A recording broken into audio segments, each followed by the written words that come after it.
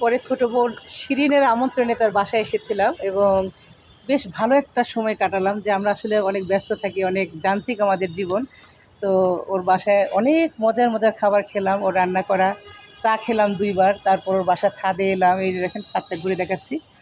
তো এখানে ছাদে এসে ওর সাথে এই যে ভিডিও করলাম। আজকে অনেক গল্প করলাম, ওর জীবনের গল্প শুনলাম, আমার জীবনের গল্প ওর সাথে শেয়ার করলাম। আসলে এইভাবে ও আর আমি কখনই এত চমৎকারভাবে এত সুন্দর সময় কাটাইনি। তো আজকে বেশ ভালো একটা সময় কাটালাম। তো শিরিনকে হচ্ছে অনেক ধন্যবাদ, এত মজার মজার খাবার রান্না করেছে আমাকে, এত ভালো ভালো। আর বিশেষ করে আমার জন্য স্পেশালি এরকম আয়োজন, আসলে এরকম ভালোবাসা পাওয়া যায় না।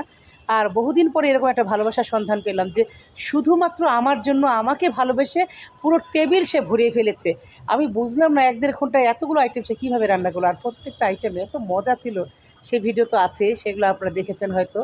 আর ইনশাল্লাহ আপনারা দোয়া করবেন। আমিও সময় সুযোগ পেলে ওর বাসায় আসবো, ও আমার বাসায় যাবে।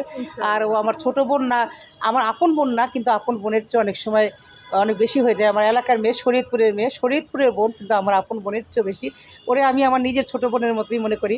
যেমন একটা কথা বলি, কিছুদিন আগে আমার ছোট বোন, যেহেতু আমি হাঁস রান্না পছন্দ করি, হাঁসের মাংস খেতে পছন্দ করি, হাঁসের মাংস রান্না করে আমাকে লোভ দেখানোর জন্য আমার ছোট মেয়ে আমাকে ছোট বোন আমন্ত্রণ জানিয়েছিল।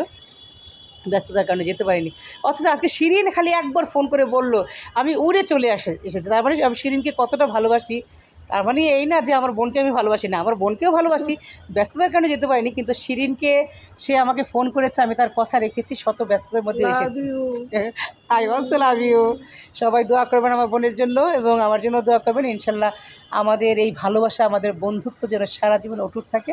আর আপনারা সবাই ভালো থাকবেন এবং নিজের মতো করে ভালো থাকার চেষ্টা করবেন। এইভাবে আনন্দ করবেন, ঘুরে বেড়াবেন। সবার জন্য শুভকামনা।